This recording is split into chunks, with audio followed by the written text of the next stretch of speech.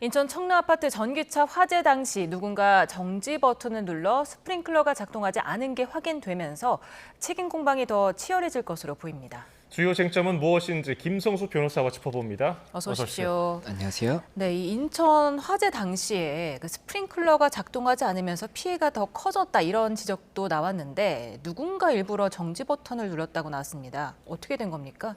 예, 이제 추가로 확인된 사실인 겁니다. 일단 스프링클러가 작동을 하지 않아서 이렇게 그 전소되는 차량의 피해가 더 컸던 것이 아니냐 이런 이야기가 나왔었는데 그와 관련해서 사실관계를 파악하는 과정에서 일단 이 스프링클러가 미작동된 원인이 스프링클러에서 신호를 보냈던 부분은 맞는데 이게 방제실에 이제 신호가 전달이 됐는데 관리사무소 근무자가 이 상황에서 이 연동 정지 버튼을 누른 겁니다. 그러니까 정지 버튼을 누른 거죠. 정지 버튼을 누르다 보니까는 스프링클러가 당장에 작동을 하지 않은 상태였고 이제 이 근무자의 이야기는 이 부분 화재가 있는지를 확인을 하고 이 연동 부분을 결정을 하려고 했던 것인데 확인을 한 5분 사이에 그때는 이미 배관이 다 녹아버린 거죠. 그렇다 보니까는 이 부분 해제 버튼을 눌렀는데도 스프링클러가 작동을 하지 않아서 결국은 이렇게 조금 더 피해가 커진 것이 아니냐 이런 이야기가 나오다 보니까는 여러 가지 또 가능성이 나오고 있는 상황입니다. 왜 근데 눌렀던 걸까요, 처음에는?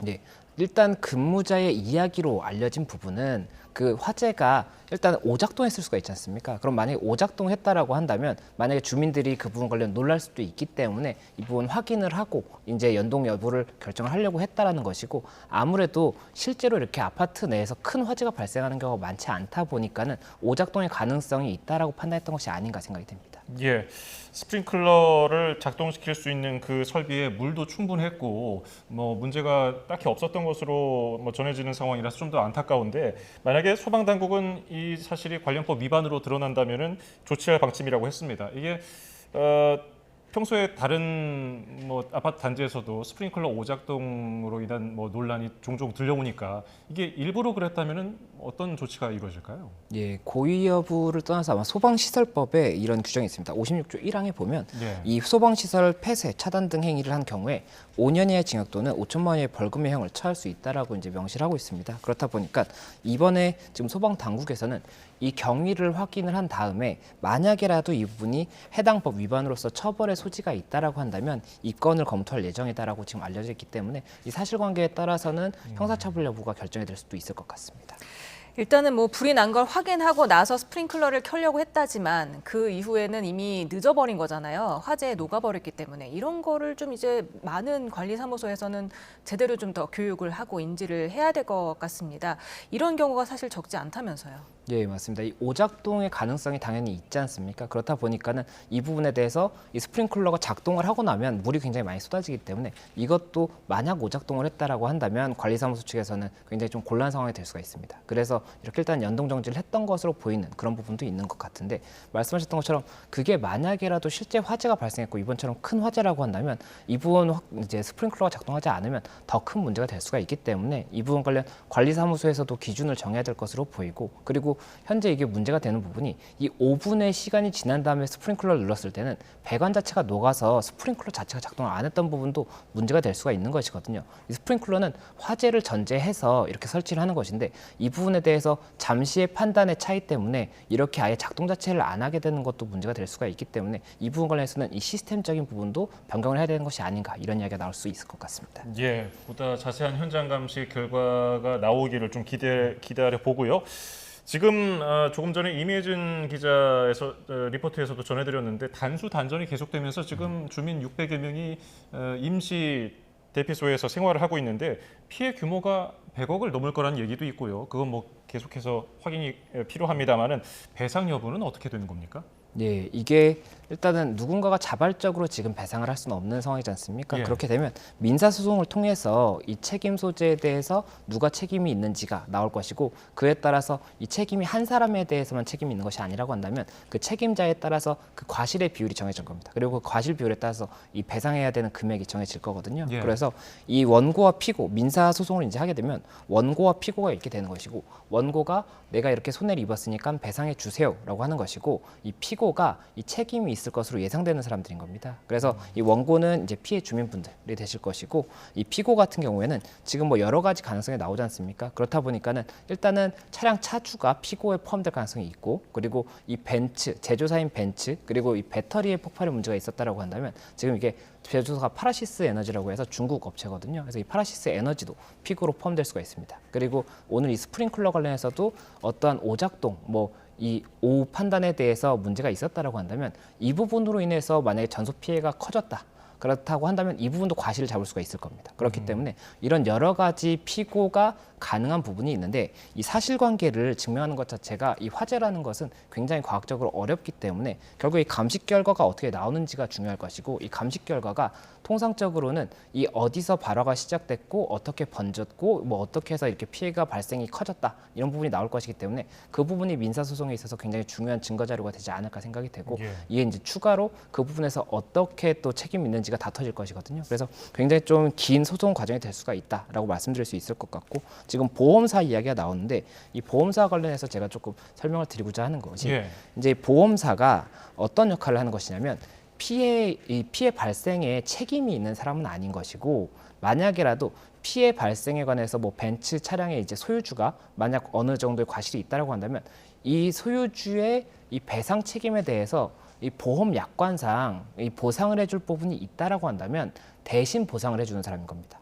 그러니까는 직접적으로 뭔가 이 책임이 있는 사람이 아니라 이 책임이 있는 사람에 대해서 내가 만약 이런 문제가 발생하면 보험으로서 보상을 해주겠다라고 했다라고 한다면 그때 보상이 될 수가 있는 것이기 때문에 이 직접 당사자라고 보기는 어려운 부분이 있는 것이고 만약에 이제 배상을 해주게 되면 구상권 청구는 될 수가 있겠죠. 그래서 구상권 청구의 당사자가 될 수 있다라고 말씀드릴 수가 있을 것 같고 피해 주민분들 같은 경우에도 지금 현재 자차를 통해서 일단은 보험을 처리를 할 수가 있다라고 말씀이 나오고 있지 않습니까? 그러면 이 자차 보상을 통해서 어떠한 보험사에서 이 특정 피해 주민에게 이 부분에 대해서 배상을 해줬다라고 한다면 그때는 손해배상 청구권이 보험사로 넘어가게 되거든요. 그래서 이 손해배상 청구권에 대해서 보험사가 이 원고로서 당사자로서 소송을 할 수가 있기 때문에 그렇기 때문에 보험사 이야기가 나오는 것이지 보험사가 어떤 책임이 있기 때문에 이 뭐 어떠한 과실에 대한 책임이 있기 때문에 보험사가 지금 이야기가 나오는 것은 아니다 이렇게 말씀드릴 수 있을 것 같습니다. 네. 그런데 인천 서구 차원에서 또 세금으로 지원금을 지급하기로 했는데 이 부분에 대한 논란도 여전하죠. 예, 이제 어제 이제 인천 서구청에서 이 재해 구호기금을 활용을 해서 지금 현재 이 집에 뭐 굉장히 많은 그름도 차고 하다 보니까는 집에 못 들어가고 생활하고 계신 분들이 많지 않습니까? 이분들에 대해서 이 재해 구호기금 활용해서 숙박과 식비 같은 경우에는 생활안정지원금으로 그리고 또 목욕비 같은 경우에는 재난폭용지원금으로 일정 부분을 지원하겠다 이렇게 이야기가 나왔습니다. 그런데 이 부분 관련해서 이 지역 커뮤니티에서 뭐 다양한 의견이 나오고 있다 보니까는 이에 대해서도 뭐 여러 가지로 조금 관점이 달리 보이는 부분이 있는 것 같다 이렇게 말씀드릴 수 있을 것 같습니다. 예, 지금 경찰과 소방당국 등 관계자들이 이 전기차 화재에 대해서 원인 조사에 착수한 상황인데요. 화재 원인에 대해서 지금 배터리냐, 차량 시스템 문제냐 여러 가지 지금 간을 상정해서 조사를 하고 있는데 이렇게 되면 결국 차량 리콜 조치가 이루어질 가능성도 높은가요?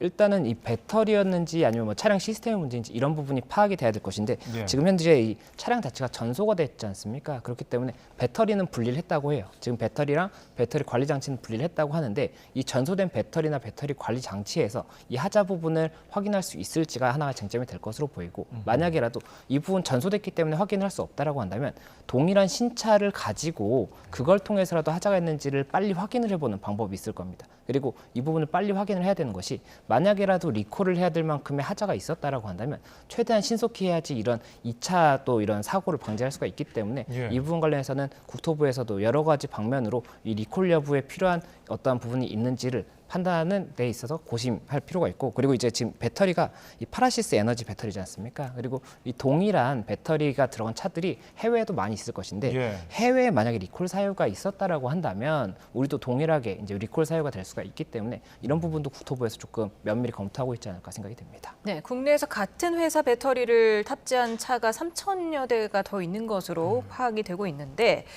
차 소유주뿐만 아니라 그 차가 있는 곳에 같은 아파트에 사는 주민들도 굉장히 불안할 것 같습니다. 이렇기 때문에 선제 대응을 해야 된다 이런 얘기도 나오고 있는데요. 예, 맞습니다. 말씀드렸던 것처럼 이 리콜 조치라는 것이 문제가 발생할 여지가 있기 때문에 그 부분은 이제 수정을 해주는 거거든요. 그런데 이 리콜 조치가 필요한지 여부를 파악을 하기 위해서는 지금 현재 이 배터리에 어떤 문제가 있다든지 아니면 이 시스템 자체가 지금 차량이 굉장히 오래 서 있었는데도 불구하고 갑자기 이렇게 발화가 시작되는 것이기 때문에 이 차가 시동이 꺼진 상태에서 시스템적으로 어떠한 이 신호를 주고받는 과정에서 과열된 것이 아니냐 이런 이야기도 있어서 그런 부분 관련해서 이 전소된 차량에 대해서도 뭐 면밀한 감식이 필요할 것이고 그리고 말씀드렸던 것처럼 신차 자체를 일단 동일한 차량을 가지고 와서 그 부분 확인을 하는 부분 그리고 또 해외에서 이 배터리나 아니면 이 동일 차종에 대해서 리콜 조치가 있었던 부분은 없는지 이런 부분에 대해서 조금 신속히 확인을 해야 이런 선제적인 대응이라고 할 수 있는 부분이 있기 때문에 이 부분 아무래도 좀 국토부에서도 빨리 검토를 해야 되지 않을까 생각이 됩니다. 예, 과거에도 뭐 특정 문제가 있는 차량에 대해서 진입을 금지시키는 뭐 이런 일이 있었는데 이번에도 역시 전기차에 대해서 화재 걱정이 있다 보니까 일부 아파트 단지에서는 출입을 막는 그런 사례도 생겨났습니다. 이게 법적으로는 문제가 없을까요? 예, 이게 2018년에 이제 BMW 디젤 엔진 같은 경우가 화재 발생률이 있다라고 해서 리콜 조치가 이루어졌고 그때 당시에도 굉장히 여러 대가 불이 있었습니다. 그래서 뭐 이런 지하철장 진입이라든지 이런 걸로 갈등이 많이 있었는데 이번 같은 경우도 이게 만약에라도 아파트 지하철장에 들어가는데 규약을 통해서 이 부분에 대해서 지하철장 뭐 진입을 막겠다라고 한다면 이것의 강제성이 어디까지 법적으로 인정될지에 대해서는 조금 따져봐야 될 문제일 것 같고 특히나 이게 지상 주차장이 있고 그 지상 주차장에 넉넉하게 전기차들의 이 주차 공간을 마련해 준다라고 한다면 분쟁의 소지가 조금 적어지겠지만 만약에 지금 신축 아파트들 같은 경우는 지하주차장밖에 없거든요. 예. 그러면 지하주차장 자체를 사용하지 못하게 되는 입주민이 발생을 하면 이 부분 관련해서는 뭐 손해배상 청구라든지 이런 것도 검토는 해볼 수가 있기 때문에 이게 주민들 간의 불화로 좀 넘어가지 않을까 염려가 되는 부분이 있고 이런 부분을 방지하기 위해서라도 법적으로 현재 이 지하주차장에 대해서도 어떻게 할 것인지 그리고 앞으로 새로 지어지는 이런 아파트들 같은 경우 어떻게 할 것인지를 정해야 되는 것이 지금 지하주차장을 못 들어오게 하는 근본적인 이유가 이 소방차나 이런 것들이 지하주차장 자체가 낮기 때문에 못 들어오는 부분도 있거든요. 그래서 예. 화재를 빨리 끌 수가 없고 더 크게 이런 사고가 발생할 수 있다는 부분이 있기 때문에 이런 부분 관련해서 어떠한 뭐 과학적인 방법으로 발생했을 때 빨리 끌 수 있는 뭐 그런 조치를 할 수가 있다라든지 이런 것들을 좀 대책을 좀 마련을 해야 되는 것이 아닌가 생각이 듭니다. 일단 원래 사라고 권장을 해서 샀더니 전기차 소유주는 좀 자신들이 죄인이 된 느낌이다 이러면서 굉장히 억울해하고 있습니다. 어떻게 이 전기차를 이렇게 보조금도 주면서 이렇게 사라고 권장하는 것 좀 재고해 봐야 될까요? 지금 시점에서는? 예, 이게 지금 지원금도 말씀하셨던 것처럼 굉장히 많이 지급이 됐었고 그리고 지하철장에 또 하나의 문제가 뭐냐면 출입을 할 수 없다라고 한다면 이 지하철장에 설치되어 있는 충전기를 사용을 할 수가 없거든요. 예. 그래서 이런 부분들까지도 어떻게 해야 되는지가 계속해서 분쟁이 될 수밖에 없는 것이 그러면 지하철장 출입을 못하고 지상주차장만 출입을 하게 한다라고 하면 충전 그 기자체를 이동을 해야 되는 그런 문제도 이제 검토를 해봐야 되는데 비용이 발생을 하지 않습니까? 그럼 이 비용은 누가 부담을 할 것이냐 이런 것도 문제가 될 수가 있고 이게 결국에는 주민들 간의 다툼이 아니라 어떤 법적인 이 가이드라인을 정해서 그 가이드라인을 통해서 해결이 돼야 되는 것으로 보이고 지금 현재 지원금이 이 차량 구매에 대해서 지원금이 있었지 않습니까? 이 지원금을 뭐 앞으로는 이 차량 뭐 이런 관련 주차라든지 안전에 대해서도 사용할 수가 있는 부분이 있기 때문에 이에 대해서도 뭐 정부에서 여러 가지 방책을 좀 검토해보지 않을까 생각이 듭니다. 예, 관련 법 얘기하셨는데 정부가 어쨌든 종합대책을 다음 달 초에 발표하기로 했어요.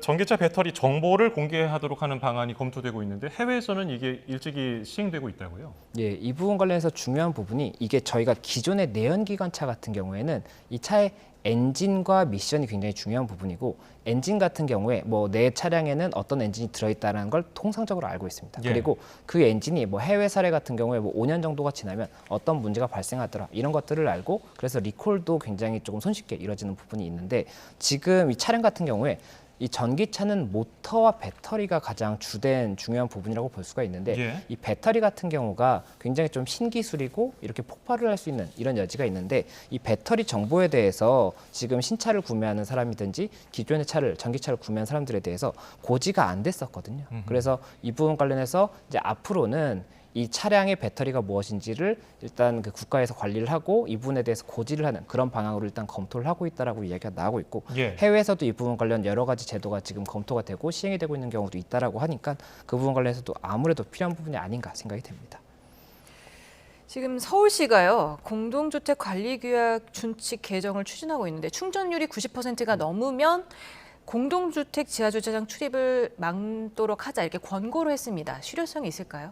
이 부분 실효성에 관해서는 사실 90%가 충전되는지 여부를 일일이 확인하기가 현실적으로 불가능할 가능성이 높지 않나라는 생각이 들고, 다만 이 부분에 대해서 이런 제안을 한 부분이 이 충전 과정에서 과충전이 돼서 이게 100%가 넘었는데도 과충전이 되면 뜨거워지고 폭발할 수가 있거든요. 그래서 그런 부분을 아마 언급을 한 것으로 보이고, 또 이게 충전율이 낮으면 화재가 발생한다고 하더라도 이 굉장히 순식간에 번지지 않습니까? 이 순식간에 번지는 시간이 조금 길어진다고 합니다. 그러면 사고의 이 발생이 있다고 하더라도 피해를 조금 줄이는 데 도움이 될 수가 있겠죠. 그래서 이런 부분을 검토하는 것으로 보이는데, 이 부분에 대해서 그런 취지라고 한다면 실효가 있는 방법이 어떤 것이 있는지를 검토해야 되는 것이 아닌가 생각이 들고, 예. 그리고 앞서 말씀드렸던 이 배터리 정보 관련해서 조금 더 말씀을 드리고 싶었던 부분은, 이 배터리가 지금 현재도 이 전기차라는 개념 자체가 저희가 이제 들어온 지가 얼마 안 됐습니다. 그런데 더 큰 문제가 현재 처음 나올 때 당시에는 배터리가 굉장히 뭐 문제가 없었다고 하더라도 노후 배터리가 됐을 때 어떤 문제가 발생할지는 아직 알 수 없는 부분이 굉장히 많거든요. 그렇다 보니까는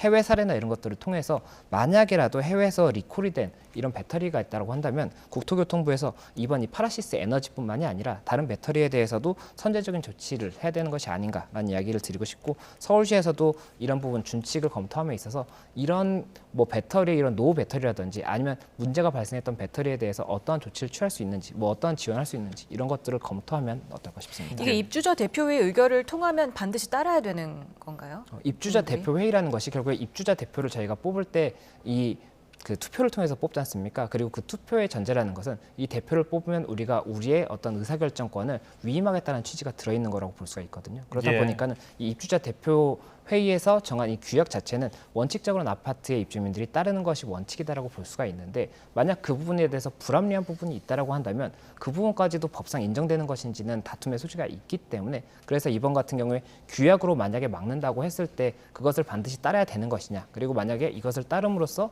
손해가 발생했을 때 이에 대해서 뭐 배상 책임이 발생하느냐는 별도의 문제인 것 같습니다. 예. 그리고 짧게 이 얘기를 안 하고 넘어갈 수가 없어서 언급을 해보겠습니다. 청라 아파트 화재 주민들이 보는 공간에 벤츠 차량을 할인해 줄 테니 사세요 하는 홍보물이 붙어서 많은 분들의 좀 화를 불러일으켰더라고요. 어떤 내용이었습니까? 예, 이 지금 피해 아파트에 이 전단지가 붙은 겁니다. 전단지가 예. 붙었는데 이 벤츠 차량의 이제 정식 딜러라고 이렇게 명칭이 돼 있었고, 지금 나가고 있네요. 예, 맞습니다. 저기 지금 제목을 보시면 아시겠듯이 전기차 화재 지원 프로모션입니다. 그래서 전기차 화재로 뭐 전소가 되거나 이런 피해자분들에 대해서 지원을 하는 프로모션을 통해서 벤츠 차량을 할인을 해서 구입할 수 있도록 한다든지 이런 여러 가지 프로모션이 있다라고 홍보를 하는 그런 내용인데, 예. 이 내용 자체가 지금 현재 피해를 입었고, 이 피해를 입은 차종 자체가 벤츠의 차종이었기 때문에 이 부분 관련 굉장히 많은 불만이 있을 수 있는 그런 상황에서 이런 전단지가 붙다 보니까는 여러 가지로 굉장히 조금 많은 의견이 있었고, 벤츠 코리아 측에서도 이 부분 관련해서는 이 해당 딜러의 이 개인적인 행동이어서 굉장히 유감이다, 그리고 현재 해당 딜러는 퇴사한 상황이다, 이렇게 지금 알린 예. 상황입니다. 아니 2% 할인을 해주고 소화기를 준다고 하면 저기 있는 주민들이 누가 사실지 잘 모르겠습니다. 병 주고 약 주고 약간 불난 집에 부채질하는 격 아니겠습니까? 예, 아무래도 그렇다 보니까는 이 입주민분들께서도 굉장히 많이 조금 의견을 제시했던 것 같고, 굉장히 부정적인 의견이 많았던 것 같습니다. 그래서 벤츠 코리아 측에서도 그런 부분을 감안을 해서 퇴사 처리를 한 것이 아닌가 이렇게 생각이 듭니다. 예, 다음 주제도 살펴보겠습니다. 지난해 인천 검단에서 지하주차장 상판이 무너지면서 이른바 순살 아파트 논란을 일으켰던 LH의 각종 문제점이 감사에서 드러난 건데요. 전관업체 사이에 그 유착이 많이 드러났다고요? 예, 맞습니다. 이 감사원에서 이 사건 관련해서 이제 감사를 진행을 했었고, 이제 어제인 8일에 한국토지공사, 이게 이제 LH거든요. 이 LH 전관 특혜 실태라는 감사 보고서를 냈습니다. 그리고 이 감사 보고서에 여러 가지 이 비위 행위로 보일 수 있는 그런 사례들이 이제 명시가 됐는데, 현직 직원 같은 경우에 금품을 수수했고, 뭐 이런 상품권이라든지 아니면 골프 여행 이런 부분을 수수했다. 그리고 이와 관련해서 전관업체에 특혜를 줘서 이 부분 설계라든지 이 감리 용역 이런 부분에 관해서 이 정관업체들이 수임을 하게 했는데 그 과정에서 이런 설계에 뭐 좀 문제가 있다든지 이런 부분들이 발생한 것이 아니냐 이렇게 지금 판단을 해서 이런 부분 감사 보고서가 나왔고 관련해서는 뭐 이제 형사 처분이라든지 그리고 또 LH 측에 이 징계 처분을 요청한 그런 상황이라고 합니다. 청탁금지법 위반 혐의도 적용이 가능하겠습니까? 예, 만약에 청탁금지법에 이제 명시가 되어 있는 부분이 1회에 100만 원 또는 매회견연도에 300만 원을 초과하는 금액을 직무와 관계가 없다고 하더라도 받은 경우에는 3년 이하 징역이나 3천만 원의 벌금형을 규정을 하고 있습니다. 그렇다 보니까는 만약에라도 이번에 받은 사례 자체가 청탁금지법 위반이라고 한다면 이 부분 처벌이 될 수가 있고 또 이제 형법에서는 뇌물죄와 관련해서 수뢰죄를 이제 규정을 하고 있습니다. 그래서 공무원 또는 중개인이 직무와 관련해서 뇌물을 수수한 경우에는 5년 이하 징역 또는 10년 이하의 자격정지형을 규정을 하고 있거든요. 그렇다 보니까 이런 뇌물 수수라든지 뇌물 공여 이런 부분까지도 검토가 되지 않을까 생각이 됩니다. 예. 또 다른 문제는 감사를 했더니 이 비슷한 무량판 구조가 적용된 102개 사업지구 가운데 23개 지구에서 철근이 누락됐다는 겁니다. 또 다른 사고 발생이 우려되는 상황에서 대책이 필요하지 않을까요? 예, 맞습니다. 지금 현재 이 아파트가 무량판 구조라고 해서 원래는 기둥이랑 이 보가 있고 그 위에 이제 이렇게 판을 깔게 되는 것인데 지금 현재 이제 보가 없는 게 무량판 구조인 겁니다. 예. 그런데 이 경우에는 철근을 이렇게 굉장히 좀 단단하게 심어서 이 부분 문제가 발생하지 않도록 해야 되는 것인데 철근이 누락됐다는 거거든요. 그리고 그게 22곳, 23곳이나 되다 보니까는 이에 관해서도 여러 가지 우려가 나오고 있는 상황이고 감사원 측에서는 일단 문제 지구에 대해서 이 LH 측에서 보완 공사를 작업을 완료했거나 진행 중이기 때문에 문제의 발생 가능성이 낮다라는 취지의 답변을 한 것으로 보이는데 아무래도 이 주민들은 여러 가지로 조금 염려가 될 수밖에 없는 상황이다 보니까는 실제로 잘 이루어졌는지에 대해서는 감사원에서도 그리고 정부에서도 계속해서 꼼꼼히 살펴봐야 되는 것이 아닌가 생각됩니다. 네, 한 가지 다른 주제로 넘어가서 하나만 여쭤보겠습니다. 김호중 씨 뺑소니 혐의로 구속 기소된 가운데 피해를 당한 택시 기사가 선처를 바라는 탄원서를 제출했습니다. 왜 이 시점에 이렇게 제출한 걸까요? 예, 이제 2차 공판이 19일에 예정이 되어 있고 지난 7일에 이제 선처해달라는 취지의 탄원서를 피해자인 택시기사분이 제출을 했다라고 하는데 이 부분 관련해서 일단 김호중 씨 측의 변호인 측에서는 본인이 관여한 것이 아니어서 어떤 경위로 제출된 것인지는 알 수 없다라는 지금 이야기를 하고 있는 것으로 알려졌습니다. 그런데 피해자가 탄원서를 이 가해자 측과 합의 없이 제출하는 경우는 많이 없기 때문에 예. 만약에 해당 지금 인터뷰를 한 변호인만 모르고 있는 상황일 수도 있거든요. 다른 변호인이 그 부분을 진행을 해서 이 해당 변호인이 모르고 있는 상태여서 그랬을 수도 있기 때문에 이 부분 관련해서도 뭐 추가적으로 어떤 경위인지는 조금 살펴봐야 될 수가 있는 부분인 것으로 보이고 이 탄원서 자체의 이 형태가 중요한 부분이 이 탄원서는 뭐 아는 사람들, 내가 평소에 아는 사람인데 이 사람이 굉장히 성실하다 이런 부분의 탄원서도 도움이 될 수가 있겠지만 예. 피해자가 처벌을 원치 않는다라는 그 탄원서를 내는 것이 가장 효과적이라고 볼 수가 있거든요. 그렇다 보니까 2차 공판에 앞서서 탄원서를 제출한 것 자체가 어떠한 뭐 김호중 씨와 만약이라도 이 연락을 통해서 제출이 된 것이라고 한다면 2차 공판 전에 이 형태에 대해서 재판부에 한 번 더 조금 선처를 구하는 그런 취지를 한 것이 아닌가 이렇게 좀 예상되고 있습니다. 예, 알겠습니다. 지금까지 이슈플러스 도움 말씀의 김성수 변호사였습니다. 고맙습니다. 감사합니다. 고맙습니다.